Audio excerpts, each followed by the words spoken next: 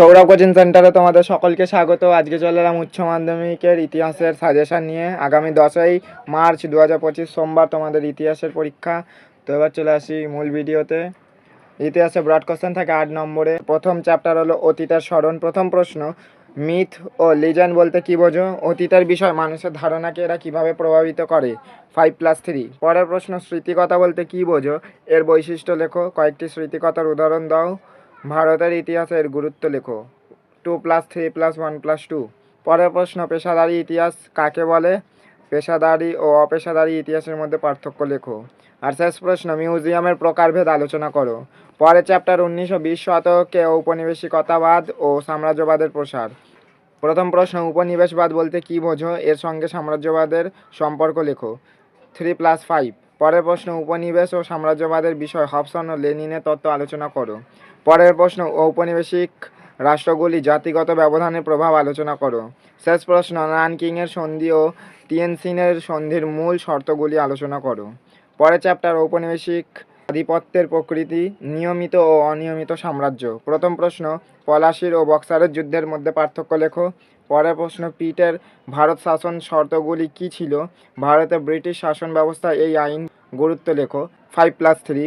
পরের প্রশ্ন, 1773 সালে রেগুলেটিং আইনের শর্তগুলি কী ছিল? ভারতে ব্রিটিশ শাসন ব্যবস্থার এই আইনের গুরুত্ব লেখো। 5+3। পরের প্রশ্ন, অবশিল্পায়ন কাকে বলে? কোম্পানি আমলে দেশীয় শিল্পের অবক্ষয়ের কারণ ও ফলাফল লেখো। 2+6। পরের প্রশ্ন, ভারতে রেলপথ প্রবর্তনের উদ্দেশ্য ও প্রভাব আলোচনা করো। শেষ প্রশ্ন, ক্যান্টন বাণিজ্য কাকে বলে? এর প্রধান বৈশিষ্ট্যগুলি কী কী? এর ফলাফল কী হয়েছিল? 2+3+3। পরের চ্যাপ্টার, সাম্রাজ্যবাদের বিরুদ্ধে প্রতিক্রিয়া। প্রথম প্রশ্ন, সমাজ ও শিক্ষা সংস্কারে রাজা রামমোহন রায়ের অবদান লেখো। পরের প্রশ্ন, নববঙ্গ নামে কারা পরিচিত? নববঙ্গ আন্দোলনের সীমাবদ্ধতা লেখো। 4+4। পরের প্রশ্ন, ধর্ম ও সমাজ সংস্কার ইতিহাসে শ্রীরামকৃষ্ণ ও স্বামী বিবেকানন্দের ভূমিকা লেখো। পরের প্রশ্ন, বাংলার সমাজ সংস্কার আন্দোলনে বিদ্যাসাগরের ভূমিকা লেখো। পরের প্রশ্ন, আলিগড় আন্দোলনের একটি সংক্ষিপ্ত বিবরণ দাও।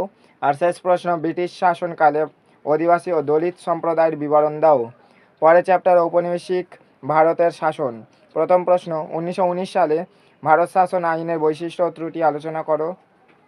পরের প্রশ্ন, লখনৌ চুক্তির শর্তাবলী উল্লেখ করো। এই চুক্তির গুরুত্ব সম্পর্কে আলোচনা করো। 3+5। পরের প্রশ্ন, রাওলাট আইনের উদ্দেশ্য কী ছিল? গান্ধীজি কেন এই আইনের বিরোধিতা করেছিলেন? 4+4। পরের প্রশ্ন, সাম্প্রদায়িক বাটোয়ারা নীতি কী? ভারতীয়দের মধ্যে এই নীতির প্রতিক্রিয়া কী হয়েছিল? 4+4।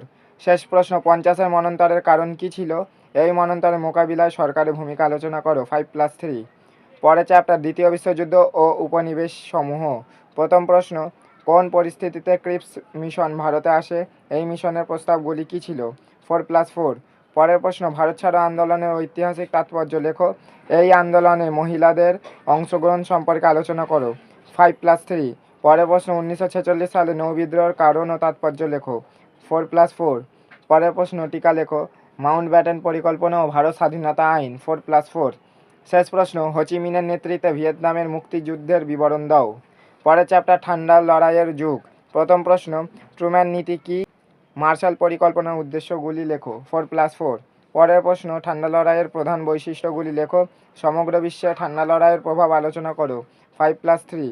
পরের প্রশ্ন, সুয়েজ সংকটের তাৎপর্য ব্যাখ্যা করো। এই সংকটে ভারতের ভূমিকা কী ছিল? 5+3। পরের প্রশ্ন, কিউবা ক্ষেপণাস্ত্র সংকট কীভাবে তৈরি হয়েছিল? এই সংকটে আমেরিকা ও রাশিয়ার ভূমিকা আলোচনা করো। 5+3। পরের প্রশ্ন, জোট নিরপেক্ষ নীতি কী? জোট নিরপেক্ষ আন্দোলনের উদ্দেশ্য আলোচনা করো। 4+4।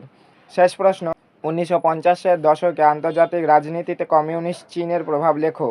শেষ চ্যাপ্টার, অব-উপনিবেশিকরণ। প্রথম প্রশ্ন, বাংলাদেশের মুক্তিযুদ্ধের সংক্ষিপ্ত পরিচয় দাও।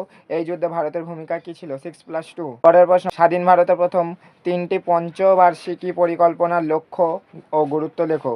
4+4।